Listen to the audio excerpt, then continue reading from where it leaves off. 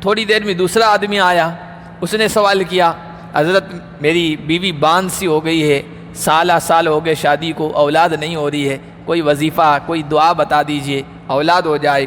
اس کو بھی حضرت حسن بصری نے کہا استغفر، مغفرت طلب کرو، استغفار کی کثرت کرو، اللہ تعالیٰ اولاد سے نواز دے گا۔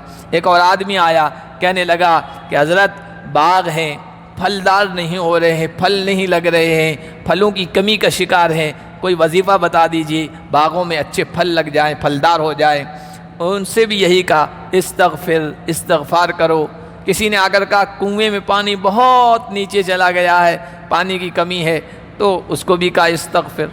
تو کسی نے سوال کر دیا حضرت شکایتیں لانے والے الگ الگ شکایتیں لے آئے ہیں، مریض آ رہے ہیں الگ الگ مرض بتا رہے ہیں، اور آپ سب کو ایک ہی علاج دے رہے ہیں، ایک ہی دوا بتا رہے ہیں، وجہ کیا ہے؟ تو حضرت حسن بصری نے اس کو جو ریفرنس دیا، حوالہ دیا، وہ یہی سورہ نوح کی ان آیات کا۔ کیا تم نے سورہ نوح نہیں پڑھی؟ اللہ فرما رہے ہیں حضرت نوح نے اپنی قوم سے کہا کہ اللہ سے مغفرت طلب کرو، استغفار کرو، اللہ موسلادھار بارشیں بھی برسائے گا، اللہ مال بھی دے گا، اللہ اولاد بھی دے گا، اللہ نہریں بھی جاری کر دے گا، اور اللہ باغات کو سرسبز و شاداب و ہرا بھی کر دے گا۔ یہ میں نے قرآن کے حوالے سے ان سب کو یہ دوا بتائی ہے، یہ علاج بتایا ہے۔ تو ان میں سے استغفار جو ہے نا یہ بہت قال یا قوم انی لکم نذیر مبین ان اعبدوا اللہ واتقوہ واطیعون۔ آج کے درس کا آغاز ہم اللہ کے فضل و کرم سے سورہ نوح سے کر رہے ہیں۔ سورہ نوح مکی صورت ہے، 2 رکوع اور 28 آیات پر مشتمل ہے۔ حضرت نوح علیہ السلام اور اللہ کے نبی صلی اللہ علیہ وسلم کی زندگی میں بہت ساری چیزیں ایک جیسی ہیں۔ حضرت نوح علیہ السلام کی قوم بت پرست تھی، اللہ کے نبی صلی اللہ علیہ وسلم کی قوم بھی بت پرستی میں مبتلا تھی۔ حضرت نوح علیہ السلام کو بہت ستایا گیا، اللہ کے نبی صلی اللہ علیہ وسلم کو ستانے میں بھی کوئی کسر باقی نہیں رکھی گئی۔ تو اللہ کے نبی صلی اللہ علیہ وسلم کو تسلی دی جا رہی ہے کہ آپ بھی نوح کا صبر اور برداشت اپنے اندر پیدا کریں، اور قریش کے لوگوں کو، عرب کے لوگوں کو بھی تنبیہ کی جا رہی ہے، وارننگ دی جا رہی ہے۔ جس طرح نوح کی قوم بت پرستی میں مبتلا تھی اور اس پر اصرار کرتی رہی، اس کے نتیجے میں اللہ کے عذاب کا شکار ہو گئی، اسی طرح اگر تم نے اصرار کیا، بت پرستی کو نہیں چھوڑا، تو تم پر بھی اللہ کا عذاب آ سکتا ہے۔ 2 پیغمبر ایسے ہیں کہ جن کے نام پر پوری سورت ہے اور ان کا پورا واقعہ جو ہے پوری سورت میں بیان کیا گیا ہو۔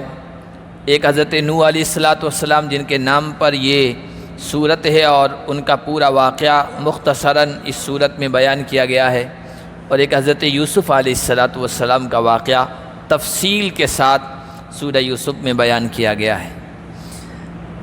اللہ فرما رہے ہیں اِنَّا أَرْسَلْنَا نُوحًا إِلَىٰ قَوْمِهِ أَنْ أَنذِرْ قَوْمَكَ مِنْ قَبْلِ أَنْ يَأْتِيَهُمْ عَذَابٌ أَلِيمٌ۔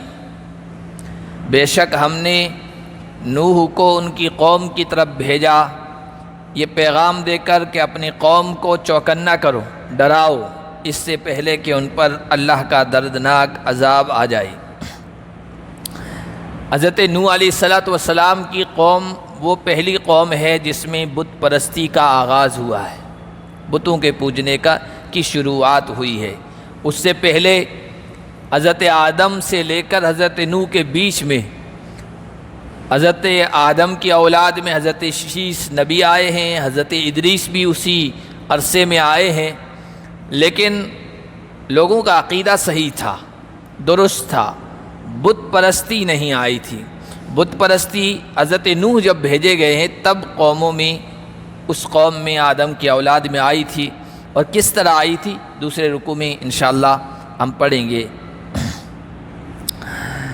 حضرت نوح علیہ السلام کو شیخ الانبیاء کہا جاتا ہے یا ابو البشر آدم ثانی کہا جاتا ہے۔ شیخ الانبیاء یعنی نبیوں کا بزرگ، سب سے زیادہ لمبی عمر پانے والے، اور آدم ثانی دوسرے آدم حضرت نوح علیہ السلام کو کہا جاتا ہے، کیونکہ جب طوفان آیا ہے نا اور پوری قوم غرق کر دی گئی تو ساری قوم تباہ کر دی گئی تھی، صرف ایمان لانے والے جو لوگ تھے 72 یا ایک تو روایت ہے کہ صرف 7 یا 8 لوگ ہی تھے 950 سال کی دعوت و تبلیغ کے نتیجے میں۔ بس پھر ان میں بھی جو بچے تھے ایمان والے، سب سے آگے ذریت نسل نہیں چلی، انسانیت نہیں چلی ہے۔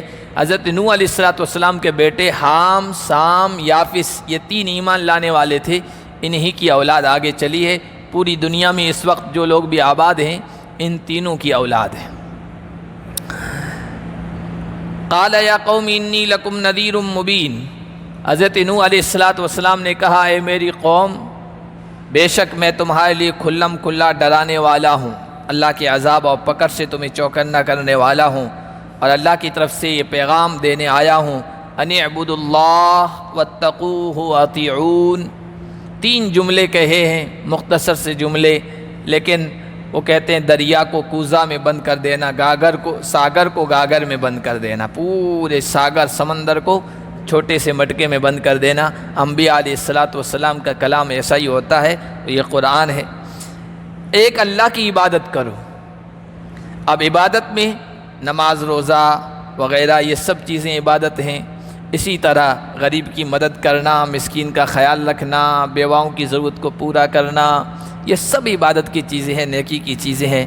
ایک یہ کہ اللہ کی عبادت کرو، اور اللہ کی عبادت میں سب سے اہم اللہ کی توحید، اللہ کو ذات میں بھی ایک ماننا، صفات میں بھی ایک ماننا، پیدا کرنے والا بھی وہی ہے، رزق دینے والا بھی وہی ہے، مصیبتوں سے بچانے والا بھی وہی ہے، نفع پہنچانے والا، نقصان سے دوچار کرنے والا، بس وہی ایک اکیلا ہے سب کچھ۔ اور واتقوا، اس سے ڈرو، جو کرنے کے کام ہیں وہ عبادت میں آ گئے، اور جو نہ کرنے کے کام میں بچنے کے ہیں وہ تقوی میں آ گئے۔ اور تیسری بات کہ واطیعون، اور میری بات مانو، میری اطاعت و فرما برداری کرو۔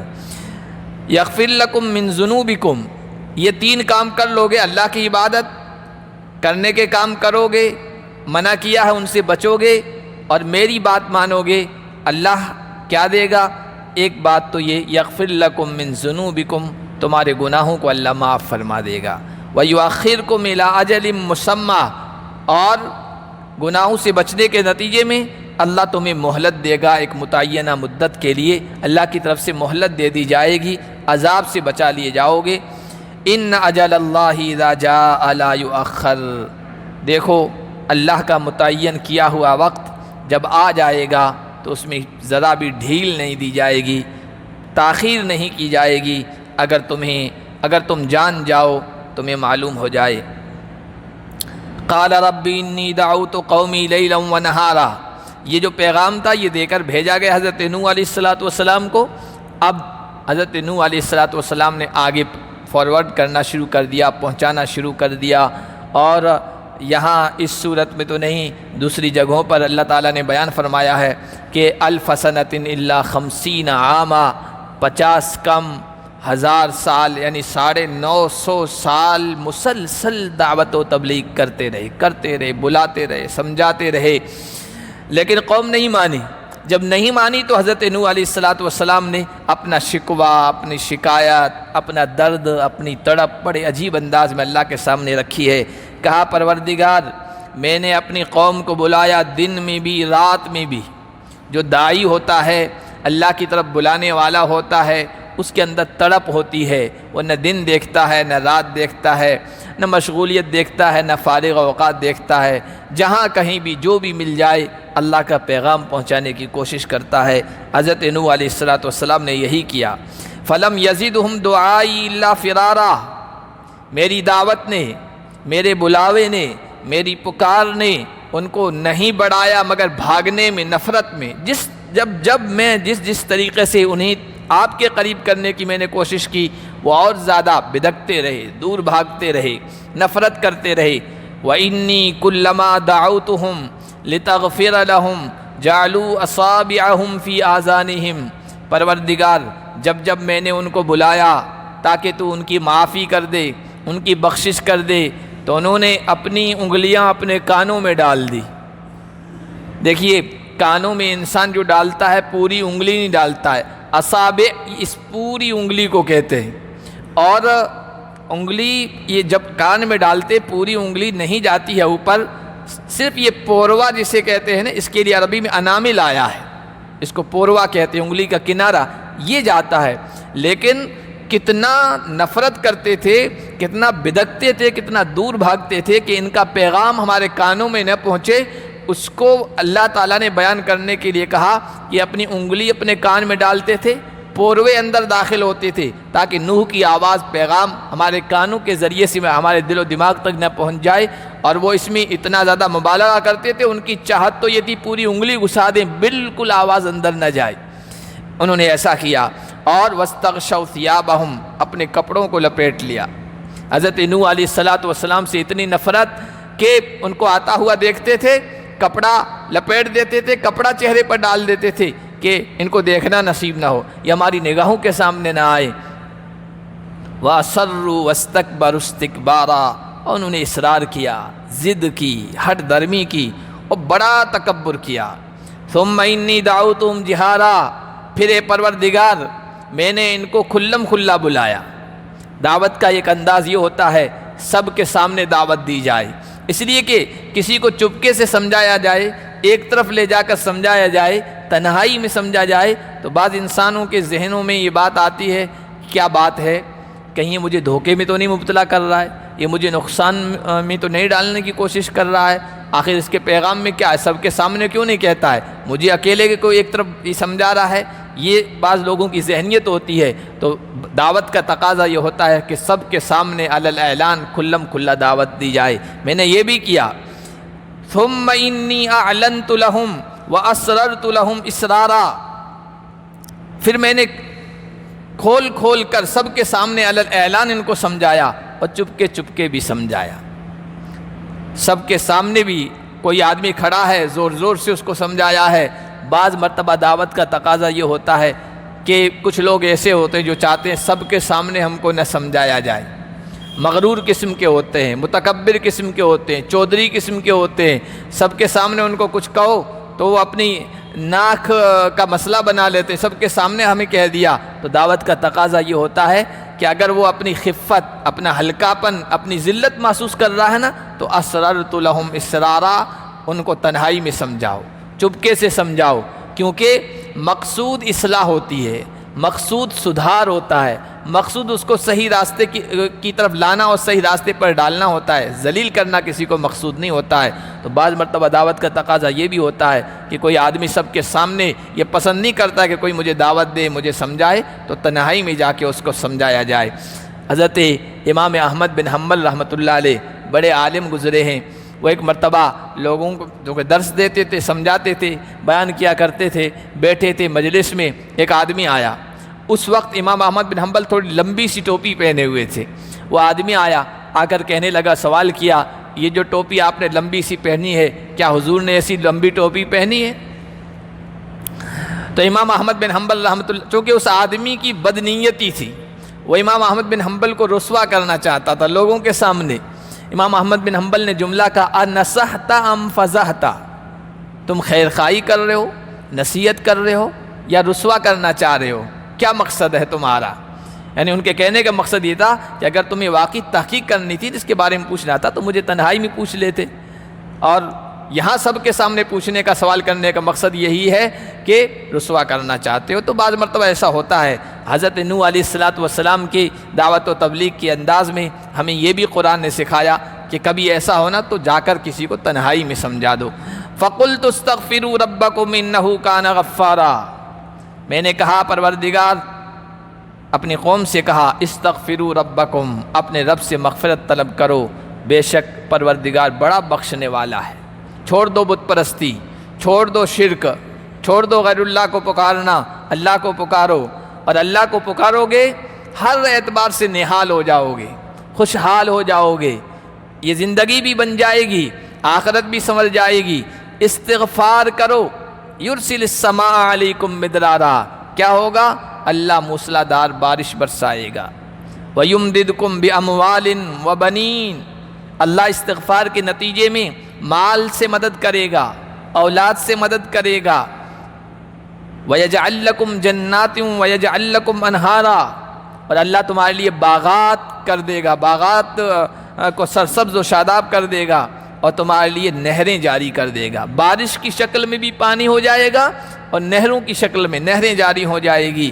یہ استغفار کے نتیجے میں ہوگا، اور استغفار ہے ہی ایسا وظیفہ۔ حضرت حسن بصری رحمۃ اللہ علیہ تابعین میں جنہوں نے صحابہ کو دیکھا ہے، حضرت حسن بصری ایک مرتبہ بیٹھے تھے، ایک شخص آیا، مجلس لگی ہوئی تھی، ایک شخص آیا، کہنے لگا حضرت بہت قحط سالی ہے، اکال پڑا ہوا ہے، بارشیں نہیں ہو رہی ہے، کوئی دعا بتا دیجئے، وظیفہ بتا دیجئے، بارش ہو جائے۔ حضرت حسن بصری نے کہا استغفار کرو۔ وہ چلا گیا، تھوڑی دیر میں دوسرا آدمی آیا، اس نے سوال کیا حضرت میری بیوی باندھ سی ہو گئی ہے، سال ہو گئے شادی کو، اولاد نہیں ہو رہی ہے، کوئی وظیفہ کوئی دعا بتا دیجئے اولاد ہو جائے۔ اس کو بھی حضرت حسن بصری نے کہا استغفر، مغفرت طلب کرو، استغفار کی کثرت کرو، اللہ تعالیٰ اولاد سے نواز دے گا۔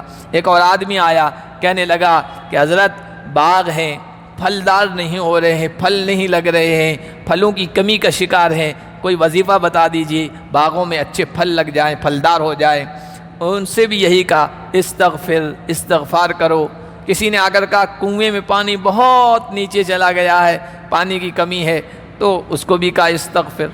تو کسی نے سوال کر دیا حضرت شکایتیں لانے والے الگ الگ شکایتیں لے آئے ہیں، مریض آ رہے ہیں الگ الگ مرض بتا رہے ہیں، اور آپ سب کو ایک ہی علاج دے رہے ہیں، ایک ہی دوا بتا رہے ہیں، وجہ کیا ہے؟ تو حضرت حسن بصری نے اس کو جو ریفرنس دیا، حوالہ دیا، وہ یہی سورہ نوح کی ان آیات کا۔ کیا تم نے سورہ نوح نہیں پڑھی؟ اللہ فرما رہے ہیں حضرت نوح نے اپنی قوم سے کہا کہ اللہ سے مغفرت طلب کرو، استغفار کرو، اللہ موسلادھار بارشیں بھی برسائے گا، اللہ مال بھی دے گا، اللہ اولاد بھی دے گا، اللہ نہریں بھی جاری کر دے گا، اور اللہ باغات کو سرسبز و شاداب و ہرا بھی کر دے گا۔ یہ میں نے قرآن کے حوالے سے ان سب کو یہ دوا بتائی ہے، یہ علاج بتایا ہے۔ تو ان میں سے استغفار جو ہے نا، یہ بہت پاورفل عمل ہے، بہت ہی اہم، بہت ہی مؤثر۔ حضرت عمر رضی اللہ تعالیٰ عنہ فرمایا کرتے تھے استغفار جو ہے نا، یہ پریشانیوں سے نجات کا ذریعہ ہے، مشکلات کے دور ہونے کا ذریعہ ہے، اور اللہ کے عذاب سے حفاظت کا بھی ذریعہ ہے۔ حضرت عمر رضی اللہ تعالیٰ عنہ کے حوالے سے تفسیروں میں اور احادیث کی کتابیں نقل کیا گیا، فرمایا کرتے تھے لقد کان فی الارض امانان من عذاب اللہ، اللہ کے عذاب سے حفاظت کی ضمانت، گارنٹی دو چیزیں تھیں۔ ایک تو وجود النبی صلی اللہ علیہ وسلم، کہا کرتے تھے اللہ کے عذاب سے حفاظت کی گارنٹی دو چیزیں تھیں، ایک تو اٹھا لی گئی، ایک باقی ہے۔ پہلی جو چیز اٹھا لی گئی کا وجود النبی صلی اللہ علیہ وسلم، اللہ کے نبی کا وجود۔ اللہ کے نبی جب تک لوگوں میں موجود تھے، لوگ اللہ کے عذاب سے محفوظ تھے۔ اور دوسرا کہا بقی الثانی، دوسرا باقی رہ گیا ہے، فرمایا استغفار ہے، اور پھر دلیل دی قرآن کی آیت سے، سورہ انفال میں ہے وما کان اللہ معذبہم وہم یستغفرون وما کان اللہ لیعذبہم وانت فیہم وما کان اللہ معذبہم وہم یستغفرون۔ اے نبی جب تک آپ ان کے درمیان موجود ہیں اللہ ان کو عذاب نہیں دینے والا ہے۔ اور دوسرا فرمایا جب تک یہ استغفار کرتے رہیں گے تب تک ان کو اللہ عذاب نہیں دے گا۔ کافروں کے بارے میں کہہ رہا ہے، وہ بھی کہیں گے اللہ سے معاف کر دے، بخش دے، تو اللہ کا عذاب نہیں آئے گا۔ ایمان والے اگر یہ استغفار کی کثرت کر دیں گے تو کتنی مشکلات سے بچ جائیں گے اور کتنی پریشانیاں دور ہو جائے گی۔ آگے فرمایا ما لکم لا ترجون للہ وقارا، اے میری قوم تمہیں کیا ہو گیا ہے، تم اللہ کی عظمت، اللہ کی بڑائی کی امید نہیں رکھتے ہو، خیال نہیں رکھتے ہو، کیا اللہ کی قدرت اس کا خیال نہیں کرتے ہو، حالانکہ اس نے تم کو پیدا کیا ہے کئی مرحلوں میں آدم علیہ السلام کو مٹی سے پیدا کیا، پھر آدم کی اولاد آگے چلی ہے تو مٹی سے غذا بنی ہے، غذا سے پھر خون تیار ہوا ہے، خون سے منی کا قطرہ تیار ہوا ہے، پھر وہ رحم مادر میں پہنچا ہے، اس میں پہلے گوشت خون کا لوتھڑا تھا، جمع ہوا خون تھا، پھر وہ گوشت کے لوتھڑے میں بدلا، پھر گوشت کے لوتھڑے میں اللہ نے ہڈیاں پیدا کی، پھر ان ہڈیوں پر یہ کھال کی حفاظت کا یہ سامان کیا، اور اس کے بعد جب بچہ تیار ہو گیا، 4 مہینے ہو گئے، اللہ نے اس میں روح پھونکی، پھر ماں کے اندر رکھا، 9 مہینے کے اندر تمہیں باہر کیا، تمہاری پیدائش ہوئی، پھر اللہ نے بچپن میں تمہیں پالا، نوجوان کیا، پھر ادھیڑ عمر میں پہنچے، اور پھر بڑھاپے کو پہنچے، اور پھر وہی واپس زندگی لوٹا دی تمہیں۔ اللہ تبارک و تعالی موت دے دے گا، یہ ہے کئی مرحلوں میں تمہیں پیدا کیا ہے، کئی مرحلوں سے تمہیں گزرنا ہے۔ آگے اللہ فرما رہے ہیں الم تروا کیف خلق اللہ 7 سماوات طباقا۔ حضرت نوح نے کہا اللہ کی قدرت میں غور کرو، اللہ کی توحید سمجھ میں آئے گی، دیکھتے نہیں ہو اللہ نے کس طرح تہ بتا 7 آسمانوں کو پیدا کیا ہے۔ آسمان دنیا ہمیں نظر آ رہا ہے، اس کے اوپر بھی آسمان ہیں، اور تہ بتا ایک کے اوپر ایک ہیں، 7 آسمانوں کی چھت ہے یہ۔ وجعل القمر فیہن نورا، اور ان آسمانوں میں اللہ نے چاند کو روشنی بنایا ہے، نور بنایا ہے، اور سورج کو چراغ بنایا ہے، سراجا بنایا ہے۔ عجیب و غریب قرآن کے الفاظ ہیں۔ سائنسداں تحقیق کرنے والے آج یہ کہتے ہیں، آج کہا ہے کہ چاند کے اندر کوئی روشنی نہیں ہے، چاند سورج سے روشنی حاصل کرتا ہے، جس طرح سورج کی جو ہے پرتو، اس کا عکس، اس کی کرنیں اس پر پڑتی ہے آئینے پر، تو آئینہ بھی روشن ہو جاتا ہے، اسی طرح سورج کی کرنیں جو ہے نا وہ چاند پہ پڑتی ہے، اور چاند اس کی روشنی حاصل کرتا ہے، خود اس کے اندر چاندنی اور روشنی نہیں ہے۔ اللہ نے سورج کو چراغ کہا، جس طرح چراغ اپنی روشنی پھیلاتا ہے اور آس پاس کے علاقے کو روشن کرتا ہے، تو اس کو سراج سورج کو کہا جا رہا ہے، اور چاند کو نور کہا جا رہا ہے، ایسی روشنی جو دوسرے سے حاصل کی جائے۔ تو یہ اللہ نے حقیقت کھولی ہے۔ تو یہ دونوں انسانوں کے لیے اللہ کی بڑی نعمتیں ہیں۔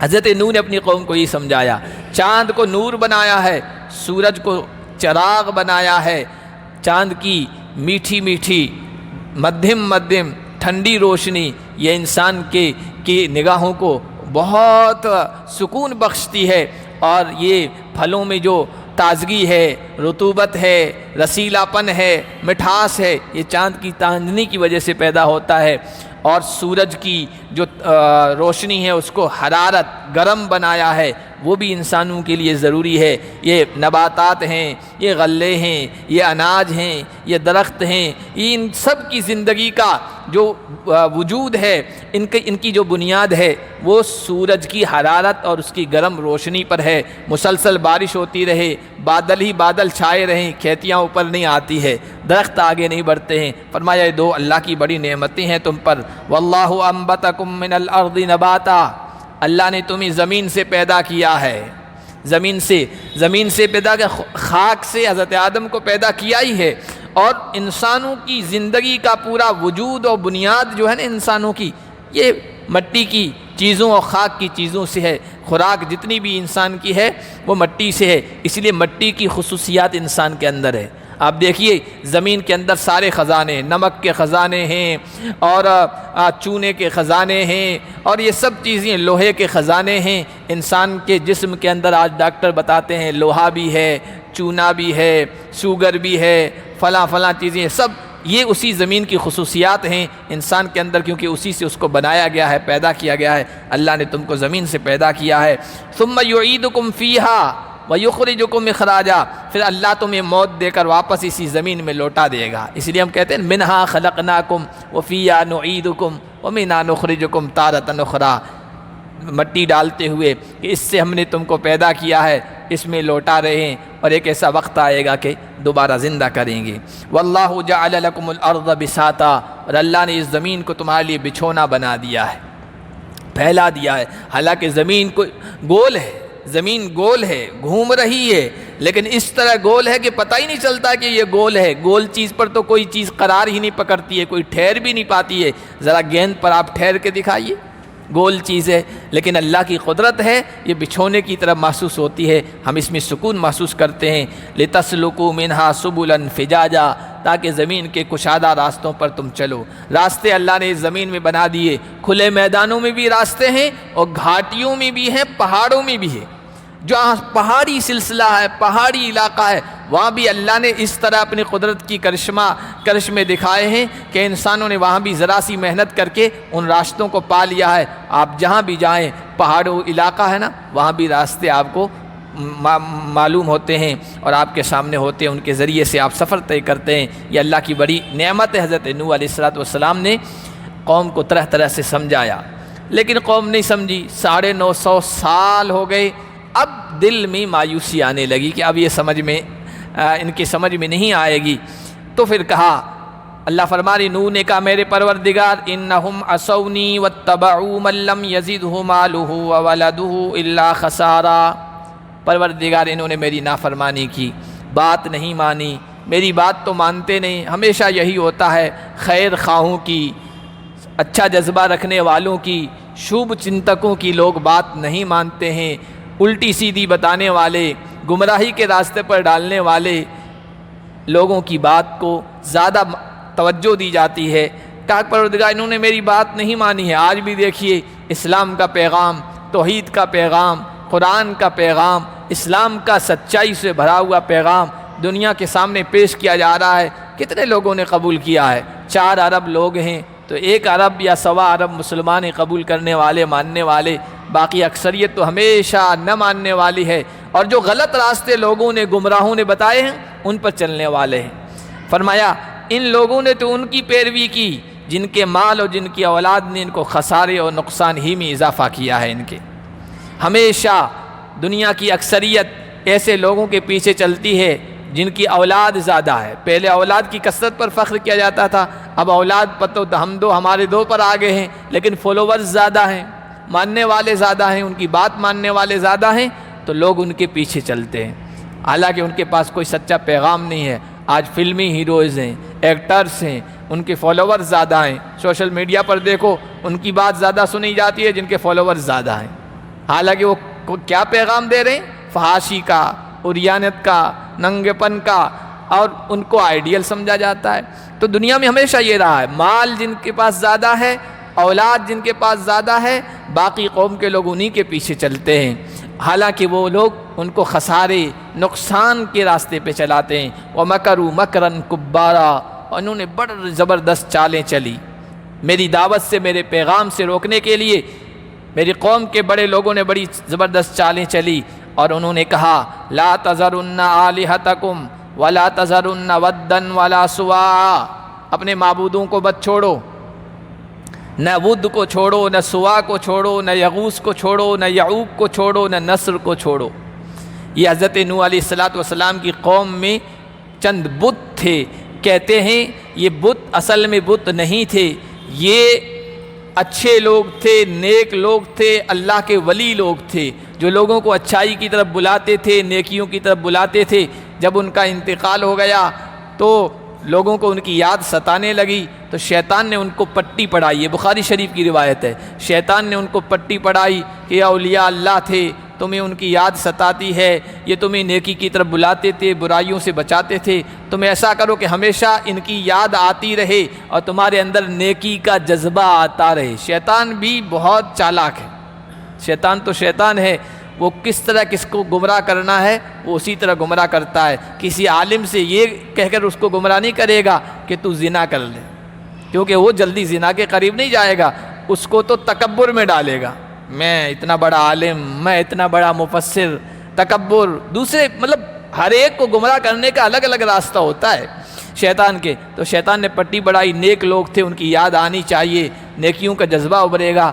تو لوگوں نے کہا کیا کرنا چاہیے؟ تو کہا کہ ان کے مجسمے، اسٹیچو، مورتیاں بنا لو، یہ جہاں عبادت کرتے تھے وہاں لگا لو۔ انہوں نے بنا دیے۔ ان مورتیوں کی یا مجسموں کی عبادت نہیں ہوتی تھی، پوجا نہیں ہوتی تھی، لیکن وہ نسل چلی گئی، دوسری نسل آئی تو انہوں نے ان کے سامنے ادب سے کھڑا ہونا شروع کر دیا۔ پھر بعد والی نسل نے ہو سکتا ہے مالا ڈالنے شروع کر دیو، پھر تیسری نسل نے اگر بتی شروع کر دی ہو، شرک اسی طرح سے شروع ہوتا ہے۔ کسی اللہ والے کی قبر ہے، ہموار عام قبرستان میں رکھ دی جائے، بنا دی جائے، کوئی وہاں نہیں پہنچتا ہے۔ یہاں جودھ پور کے سب سے بڑے بزرگ جن کا نام ہے حاجی عبدالغفور صاحب، آپ کے یہاں قبرستان میں ہیں، کوئی ان کی قبر تک کو نہیں جانتا ہے۔ کتنے اللہ والے تھے، کوئی قبر کو نہیں جانتا ہے۔ کیوں؟ نہ کسی نے اس پر جھنڈی گاڑی، نہ اس قبر کو پختہ بنایا، نہ اس پر کوئی چادر چڑھائی، تو عام قبرستانوں کی طرح، قبروں کی طرح پڑی ہے۔ لیکن جہاں کہیں بھی کسی عام بندے کی قبر بنا دو آپ کھلے میدان میں، پہلے لوگ اس پر کوئی توجہ نہیں دیں گے، پھر کسی نے جا کر اس پر پھول ڈال دیے تو کچھ لوگ آ کر وہاں کھڑے ہو جائیں گے، دیکھیں گے، پھر آہستہ آہستہ وہاں جھنڈی لگ جائے گی، پھر قبر پختہ ہو جائے گی، پھر اس کے اوپر گنبد بنا دیا جائے گا، پھر دیکھنا وہاں ہجوم لگ جائے گا۔ لوگوں کا شرک اسی طرح شروع ہوتا ہے۔ تو یہ جو شرک ہوا نا، یہ اللہ کے 5 برگزیدہ بندے تھے۔ شیطان نے پٹی بڑھائی، ان کے مجسمہ بنا دو، پھر آئندہ آنے والے نسلوں کو تو یہ بھی پتہ نہیں کہ یہ کون تھے اور یہ مجسمے کیوں بنائے گئے تھے، صرف یادگار کے لیے بنائے گئے تھے، لیکن آگے شرک شروع ہو گیا۔ وَقَدْ أَضَلُّوا كَثِيرًا، ان لوگوں نے بہت گمراہ کر دیا، اور اے پروردگار ظالموں کو مت بڑھا مگر گمراہی میں۔ اب ان کو اور گمراہی میں بڑھا دے، گمراہی میں بڑھا دے، اور پھر اچانک ان کی پکڑ کر لی، اس کے علاوہ ماننے کا کوئی راستہ نہیں ہے۔ مما خطیاتہم اغرقوا فادخلوا نارا، اللہ فرماتے ہیں ان کے گناہوں کی وجہ سے، خطاؤں کی وجہ سے ان سب کو غرق کر دیا گیا اور سب کو آگ میں ڈال دیا گیا۔ اللہ کی طرف سے عذاب آیا، طوفان آیا، صرف 72 لوگ کشتی میں سوار ہوئے تھے، باقی سب کو ڈبو دیا گیا اور پھر آگ میں ڈال دیا گیا۔ جو لوگ کہتے ہیں نا قبر اور قبر کے عذاب کے بارے میں، تو بھائی آگ جہنم تو اب آئندہ آئے گی، جب مریں گے، مرنے کے بعد دوبارہ زندہ کیے جائیں گے، اس کے بعد نار کا، جہنم کا مسئلہ ہوگا۔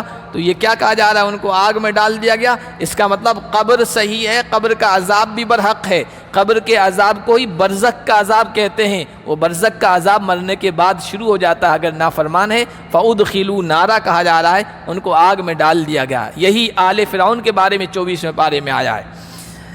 فَلَمْ يَجِدُوا لَهُم مِّن دُونِ اللَّهِ أَنصَارًا، چنانچہ اللہ کے مقابلے میں انہوں نے کوئی مددگار نہیں پایا۔ جب اللہ کا عذاب آیا نا، طوفان آیا نا، نہ ود صاحب آئے، نہ سوا نے مدد کی، نہ یغوث نے فریاد رسی کی، نہ یعوق سامنے آیا، اور نہ نصر نے ان کی مدد کی، سب وہ بھی ڈوب گئے، پوجا کرنے والے بھی ڈوب گئے۔ حضرت نوح علیہ السلام نے کہا تھا کہ اے پروردگار، اب اس دھرتی پر کسی کافر کو زندہ رہنے والا اس دھرتی پر باقی نہ رکھ، کیونکہ اب ان میں صحیح بات کو قبول کرنے کی صلاحیت نہیں رہی ہے۔ اب آپ ان کو چھوڑیں گے تو آپ کے بندوں کو گمراہ کریں گے، اور نہیں جنیں گے مگر فاجر اور کافر گمراہ۔ ان کی اولاد بھی ہوگی نا، وہ بھی ان کے رستے پر چلے گی، گمراہ، فاسق و فاجر، کفار، انکار کرنے والی اولاد ان کے نتیجے میں پیدا ہوگی۔ اور کہا کہ اب ان کو تو ڈبا دے، لیکن پروردگار مجھے بھی بخش دے، میرے والدین کو بھی بخش دے۔ وَلِمَنْ دَخَلَ بَيْتِيَ مُؤْمِنًا وَلِلْمُؤْمِنِينَ وَالْمُؤْمِنَاتِ، اور جو کوئی میرے گھر میں داخل ہو جائے، ایمان والا ہو، ایمان والی عورت ہو، ان سب کو بخش دے۔ میرا گھر میں جو آ گیا وہ ایمان والا ہی آئے گا، تو اس کو بخش دے۔ وَلَا تَزِدِ الظَّالِمِينَ إِلَّا تَبَارًا، اور ظالموں کی تباہی میں اور اضافہ فرما دے۔ چنانچہ یہ ستائے ہوئے بندے کی فریاد تھی جس نے 950 سال اللہ کی توحید کی طرف بلایا تھا، قوم نے ستایا، پریشان کیا، دکھی دل کی فریاد تھی، فوراً قبول ہوئی اور ظالموں کو نشان عبرت بنا دیا گیا۔ اللہ پاک ہم سب کی حفاظت فرمائے، قرآن کو سمجھنے کی توفیق عطا فرمائے۔